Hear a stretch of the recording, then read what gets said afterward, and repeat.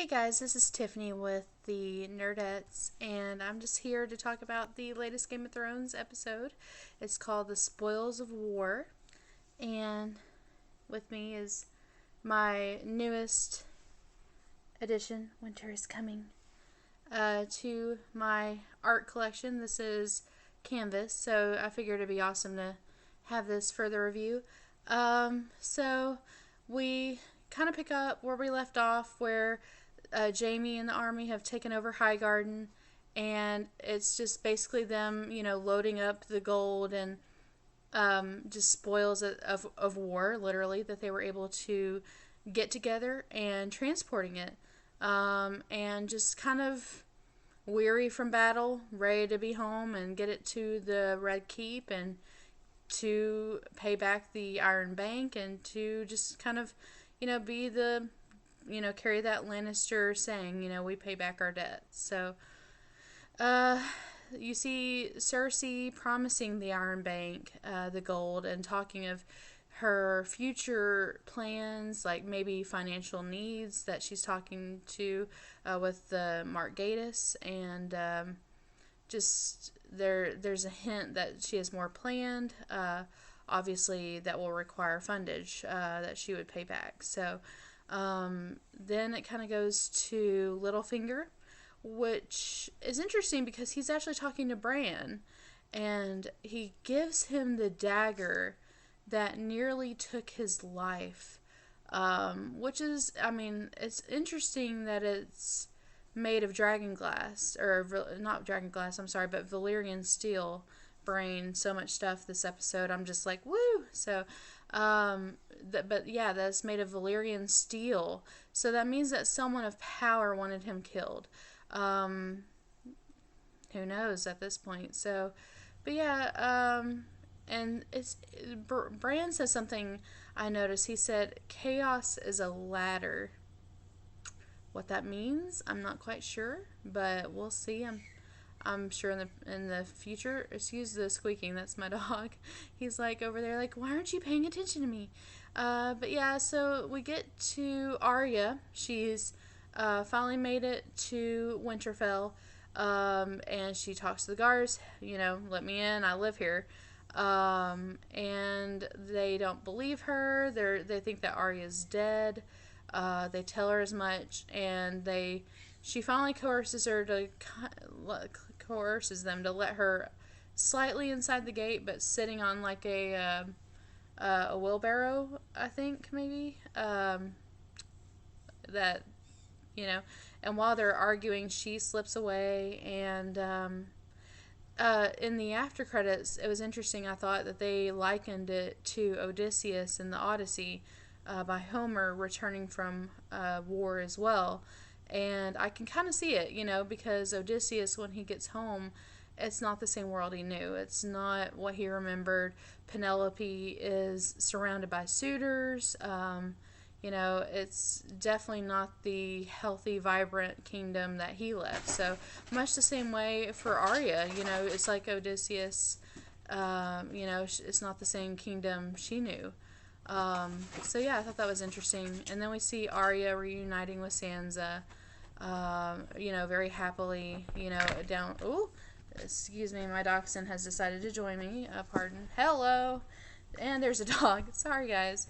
Anyway, so, oh gosh, sorry. Anyway, we see them reuniting and getting together, and just, it's a very touching scene, of course. And she tells her that Bran's home also, and talks about Jon having left her in charge, and just kind of that, talking about how Jon's going to be, he's going to have a heart attack whenever he sees her, which is kind of ironic considering he's already kind of died once already. So, yeah, I thought that was a bit ironic. So,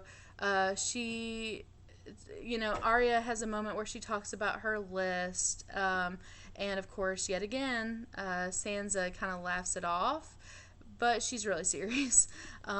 So then Arya hears that Bran's home, so of course she goes and sees him, and it's odd because of course he's like, I saw you at the crossroads, kind of like that same conversation he had with Sansa that kind of spooked her. Just that, you know, he saw her at that crossroads. He thought she was going to continue on to Casterly Rock or to the Red Keep, and she actually says that she thought she would too. And Sansa kind of realizes that, oh, that list was actually serious. So they all three coming together, and there's kind of that touching moment again where Brienne sees all three of them together, and Podrick kind of tries to bring a little, I guess, solace to her by saying, hey, you kept your word to Lady Catelyn. You know, you are watching over them. They did come together, and it's going to be fine now. And of course, for Brienne, she still feels, you know, she's one with so much honor and so much dignity that she's not quite sure. She feels like there's still more for her to do, which is, you know, that's how she is. You know, and then there's the question of why. I didn't think about this, but when Bran's talking to Arya, she compliments the dagger, and he's like, "Oh, I don't want it." He gives it to her, and Sansa reflects that he doesn't do anything without a motive. So I'm glad she's recognized that obviously he wouldn't just give it to you without wanting something in return. So what that is, I don't know, and I'm sure we'll see more of that, and what his actual motives are exactly. Who knows? It just, then you actually see Jon Snow and Daenerys together. They go into this cave, and he shows her these symbols, and they're like a spiral symbol that we've seen in different cultures, almost like hieroglyphics, and in like Native American culture and Indian culture, and just many different cultures with art and just symbolism and all of history. So we see those yet again here, and he speaks of them being from the children and the first men, and mentions them living together. That, you know, it was a peaceful, I guess, mutual habitation. And they talk about them being depicted in one of the art pieces together fighting the White Walkers. And he just kind of brings that back to the enemy is real. You know, we need to unify and fight it together. And she finally says, and I was so happy, "Oh, I will fight for you."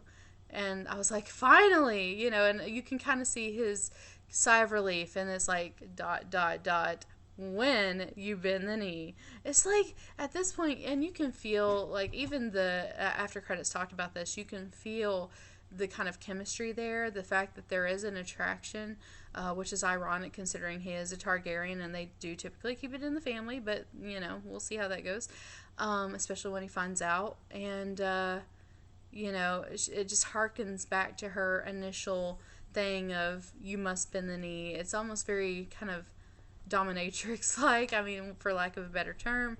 You know, she almost seems to say it lightheartedly, which I thought was interesting. And then as they walk out of the cave, Tyrion's waiting to tell her that, you know, hey, we took Casterly Rock. That's the good news. The bad news is we have lost Yara. We've lost Lady Olenna and Highgarden, and the food, the gold, the funds, the like rations and ability to keep the people in the army fed. So of course it's a very big loss for Daenerys and the Unsullied and the Dothraki and just everybody. So she's very upset, understandably. And I mean, it's a big loss. So, you know, at this point they've lost, they've lost Dorne, they've lost the Iron Islands, they've lost the Reach, she's lost Yara, Olenna, and the fleet, and I mean, it's pretty bad. Daenerys actually asked Jon Snow his opinion on what to do. At this point, she's not listening really to Tyrion. and she turns to him as a potential ally and asks him, "What would you do?" Which I found was ironic. After being so quick to say bend the knee, she asked his opinion. But he actually says, if you use these dragons to melt castles and burn the streets and whatnot, then you're not different than the predecessors, than the current queen, than the current hierarchy. You're more of the same of what the people have come to expect. So, excuse me, if you want them to follow you and respect you, and to want you to be the queen, then you need to think about this more. And that's his opinion. And we'll get to what actually happens later. That's a big moment, of course. And then it goes back to Winterfell, and we see Arya asking Brienne to be trained by her, which I'm like, yes, finally, this is happening, because she's like, no one else beat the Hound. It was you, so it would be an honor to be trained by you. And you can immediately see that she is just raring for a fight. Arya is a completely different person, and Sansa is watching on with Littlefinger and begins to even realize more that this is not the same Arya. This is someone different, and it's almost scary because she is so quick to be able to murder someone, to have that capability as well. And she spars with her, and I mean, that is an intense scene. It just shows more of Arya's current level of badassery, for lack of a better term. Excuse the shaking. My dog is walking all over the couch here. But basically, you see her interacting with Brienne, and Brienne admires her handiwork and asks her, who taught you to fight? Oh, no one did. Which, of course, everybody who's in on it kind of, haha, I get that reference, and more. It kind of goes back to Jon Snow leaving Daenerys, and he's like, he kind of gets joked with and said, yeah, I've noticed you. Davos actually says, I noticed you noticing her good heart. Haha. Kind of reflecting back on that attraction that's there at this point. And, touche.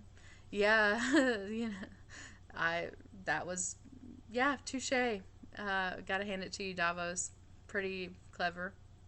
But, I'm trying to think. And then Missandei is talking with Jon Snow, just that Noth doesn't have the concept of bastards, that they don't really exist in Noth.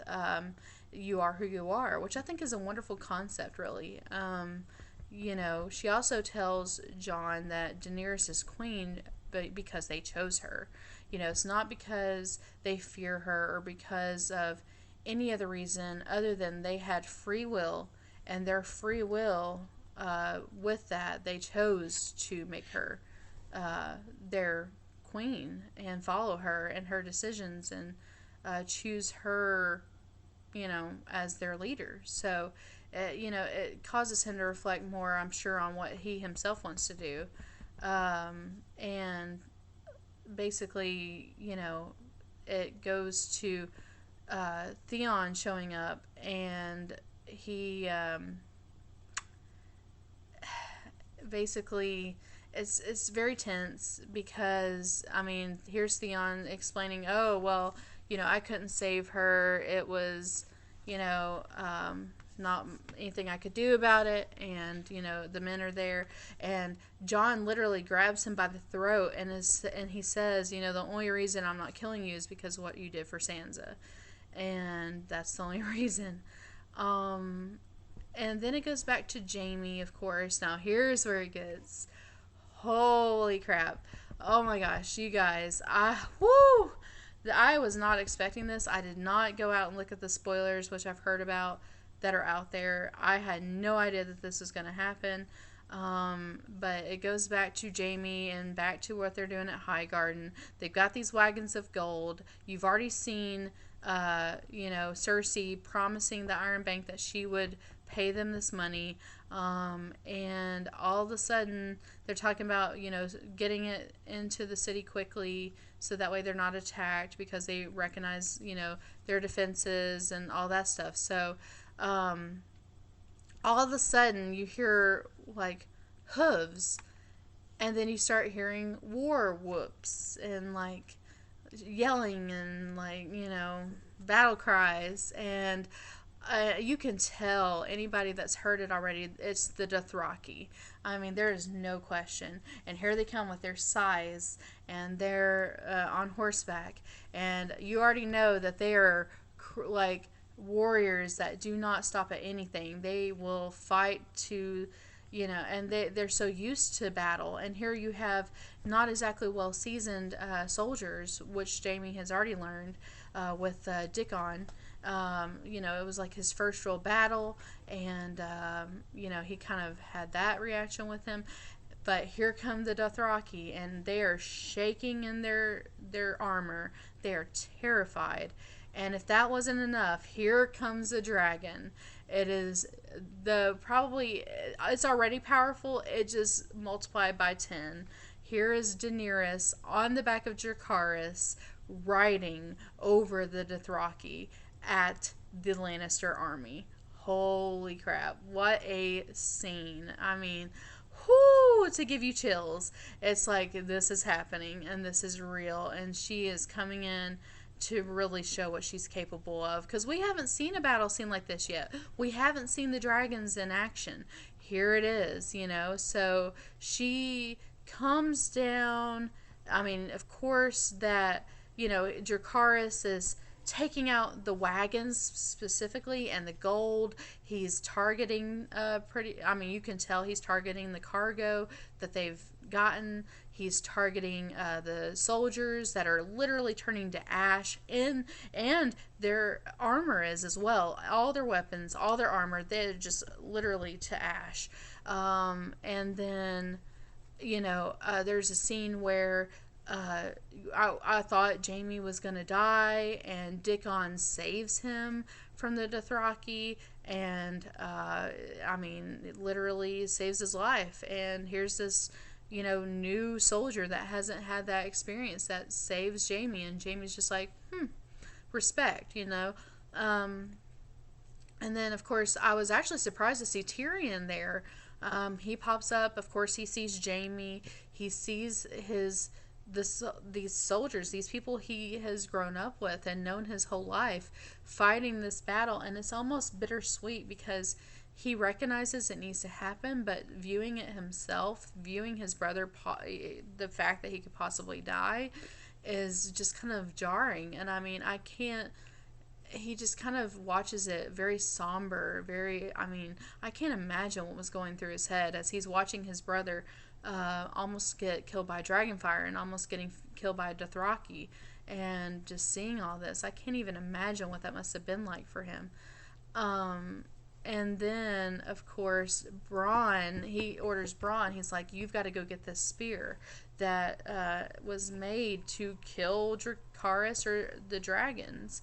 You need to go get it because I can't shoot it with only one hand. You need to do this. So it really reminded me of The Hobbit, of course. But anyways, sorry, random. But yeah, we see him go to the arrow that Qyburn had made, and notch it, and he looses the first one, and it flies by Daenerys, and she realizes, oh crap, this is real. It's like a steel bolt of some kind. And he prepares the second one and looses it, and it gets Dracarys's I guess his right shoulder as he's swooping in. It was almost like the perfect trajectory. It's crazy how that happened. But yeah, he gets wounded, and he starts spiraling down with Daenerys on his back, and he lands. He's still got that firepower, still using it. Very upset and angry. Daenerys is trying to take the bolt out of him. Of course, not successfully yet. And during this exchange, Jaime just gets this, urge to take this spear and charge at Daenerys with it. Just, you know, puts it up and goes after her. And Tyrion's looking on in dread, like, no, you idiot, don't do that. Because he doesn't want his brother to die. He still has that brotherly, love and affection for him, even though they're on opposing sides at this point. He still is, he still, doesn't want him to get harmed. So, I mean, at this point, it's very scary for him. Sorry, my dog, oh gosh, are you okay? My dog is playing with stuff, and I'm trying to make sure he's okay. Sorry about that. Anyway, but yeah, so he he deflects he's going after Daenerys. The dragon's getting ready to, spout flames at him, and he's about to die.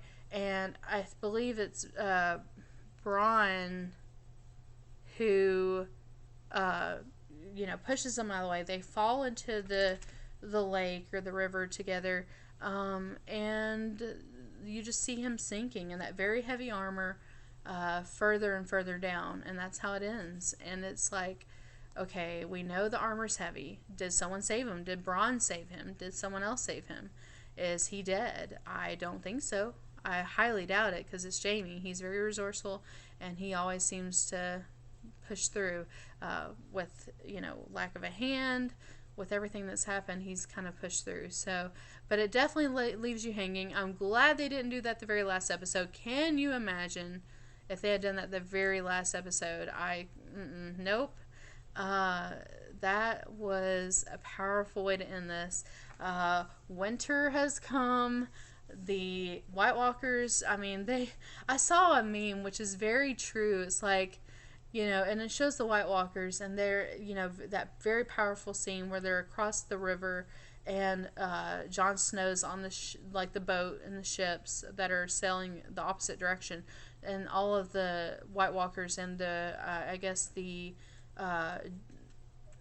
the dead that have become White Walkers, in a sense, standing and looking at him across the way. And it says, oh, we'll just wait here, 7 seasons while the other plot lines work themselves out or whatever. And I was like, touche, because yeah, that's pretty much what's happening. But this is crazy intense. I can't even imagine what's going to happen next. Obviously, I hope, Jaime, I don't know. We'll see. I think he's still alive. That's my thought. Daenerys is obviously, I wonder if Dracarys is okay. Daenerys now knows about this weapon. She knows what it's capable of, and it's something to think about in her future schemes of how, her strategy, her what she ultimately decides to do as far as this battle that's oncoming. Winter is a storm, the oncoming storm. We'll see what happens with that. This episode is called The Spoils of War, and it's very aptly named, because, there are good spoils and there's bad spoils, and it's going to be, different things that happen. So this has been, of all the episodes, my favorite so far. I cannot even tell you. To actually see Daenerys on Dragonback, the dragons in action, finally, I wonder, there's got to be, in an upcoming episode, all 3 of them, with the Dothraki, with the Unsullied, going full force. It's got to happen. Come on, in any saga, in any epic, in any kind of, quest that's, moving and powerful, there's always that climactic scene where the full army is charging at the full army. So it's only a matter of time. And it's probably actually going to be with the White Walkers, if I'm honest. It's going to be, Cersei's going to get taken out by something we probably don't even see coming. And it's going to end up being Daenerys and Jon Snow and their armies that they're able to wrestle together going against the White Walkers. And that's when we're going to see the 3 dragons, the weapons that were made from dragon glass. We're going to see Jorah back, also with the armies, and they're all going to clash with the White Walkers, and that's going to be, I think, the final episode. So I'm really intrigued to see how that works out. I'm excited to see that finally happen. I want to know more about. I feel like there's so much left, like the three-eyed raven, and so much more that I don't know how they're going to fit into these episodes. I really don't. There's so little time. It's like when you get to the end of the book and you're like, how are they going to wrap up all these storylines? How are they going to explain everything? And that's my worry. So I hope that they're able to do it, and I'm sure they will. I hope. But yeah, again, I'm Tiffany with the Nerdette. Sorry for the long video. I just have a lot. I'm very excited about this latest episode. So yeah, winter has come. And we will have more videos about Game of Thrones. We're going to have more unboxings. We're going to have Owl Crate is coming with literary stuff for us, books and literary themed items in the crate. There's going to be Skosh Box, which is coming with Japanese snacks that we're going to taste live for you on camera. And you're going to get to see our thoughts and reactions to each and every single snack and possibly drink in the box with our special guest Evie Galore. And then we're going to do a super secret special episode about some things that have been very high in the news lately and in social media especially with Evie Galore. And that's going to be a special episode for you guys. So definitely subscribe. We're going to have a lot more awesome content. We're going to have some giveaways, which are better than any other local giveaways right now. They're going to be very, very hard to get items that we have put together for you guys. So more on that to come as we finish that up. There's 2 more items that are coming. There's probably going to be about 6 to 8 total. I haven't really decided how we're going to do this, but it's only going to be for people that have already subscribed. So make sure you go ahead and get on that and subscribe to the channel. And don't forget to like us on Facebook at facebook.com/thenerdettes. And again, I'm Tiffany. Thank you for watching. I hope to see you guys again soon. So, bye.